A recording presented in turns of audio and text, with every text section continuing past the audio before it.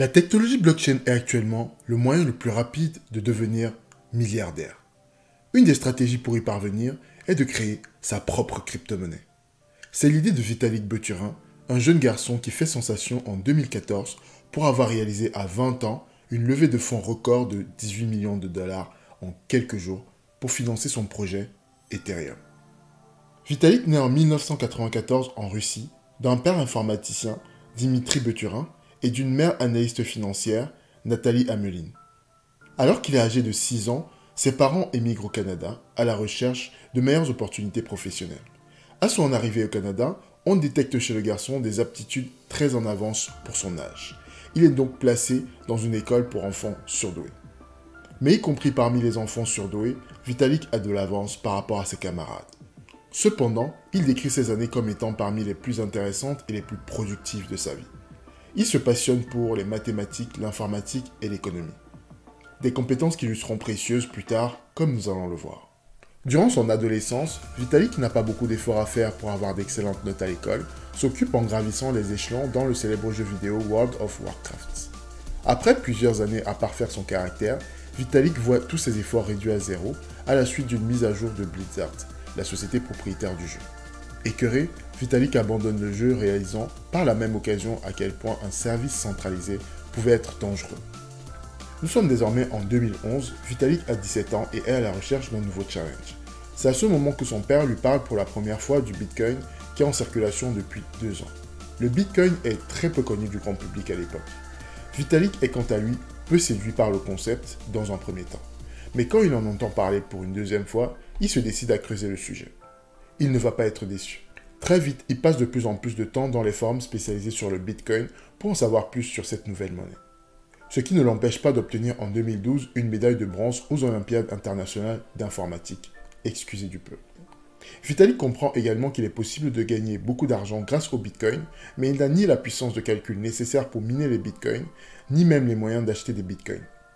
C'est ainsi qu'il accepte d'écrire des articles sur le Bitcoin pour un blog spécialisé en échange de rémunération en Bitcoin. Le Bitcoin ne vaut à l'époque qu'une dizaine de dollars. Payer 5 Bitcoins par article, cette expérience permet à Vitalik non seulement d'accumuler rapidement des Bitcoins, de mieux comprendre le Bitcoin et la technologie derrière, et enfin cela l'aide à se connecter avec la communauté. C'est ainsi qu'il fait la connaissance de Mihai Alizi, avec qui il cofonde Bitcoin Magazine. En mai 2013, il assiste à une conférence sur le Bitcoin en tant que représentant de Bitcoin Magazine. Il rencontre ainsi pour la première fois la communauté et acquiert la conviction que cette technologie est là pour durer. Avec les bitcoins qu'il a accumulés, il décide d'aller à la rencontre des acteurs de cette nouvelle révolution à travers le monde. En octobre 2013, lors d'un séjour en Israël, il rencontre les créateurs des projets ConvertCoin et Mastercoin. Ces derniers ont pour ambition d'utiliser le potentiel de la blockchain pour émettre d'autres tokens à partir de la blockchain du Bitcoin. Après avoir étudié leur protocole, Vitalik réalise qu'il est possible d'aller beaucoup plus loin en utilisant un langage de programmation plus complexe, car en réalité le langage de programmation du Bitcoin n'offre que des possibilités très limitées en matière de programmation informatique. De retour à Toronto, alors qu'il est maintenant âgé de 19 ans, il s'inscrit à l'université de Waterloo. Il décide dans un premier temps de proposer à la communauté l'idée d'améliorer le langage de programmation du Bitcoin. Mais quand l'idée est rejetée, il décide de le faire lui-même. Fin 2013, il décide de formaliser son idée dans un article plus communément appelé un white paper. Il envoie le document à une trentaine d'amis experts de la communauté et les retours sont très encourageants. Le projet est annoncé publiquement en janvier 2014. Dans la foulée, il reçoit le prix Thiel Fellowship, une récompense de 100 000 $ sur 2 ans, créée par le milliardaire Peter Thiel et ayant pour but de permettre à des jeunes de moins de 23 ans d'arrêter leurs études pour se consacrer à temps plein à la recherche scientifique ou à la création d'une start-up. La récompense obtenue, Vitalik peut abandonner ses études pour accélérer le développement d'Ethereum. En 2014, il met en prévente les premiers Ethers pour financer le développement du projet. C'est ce que l'on appelle une Initial Coin Offering ou ICO. La vente lui permet de rassembler en moins de 3 mois 31 591 bitcoins d'une valeur de plus de 18 millions de dollars à l'époque.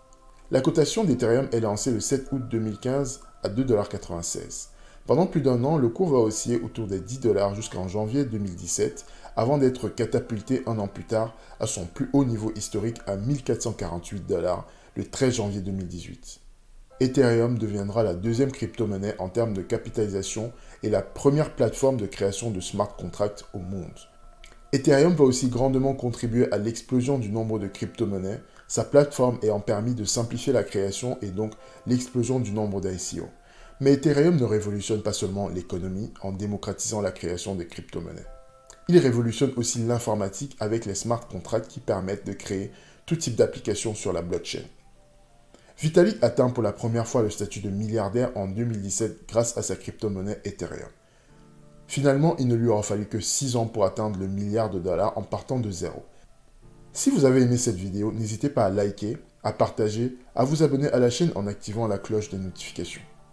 Dites-moi en commentaire ce que vous avez pensé de cette histoire. Pour en savoir plus sur la blockchain, n'hésitez pas à cliquer sur le lien en dessous de cette vidéo pour recevoir gratuitement dans votre boîte mail le meilleur cours du marché sur la technologie blockchain.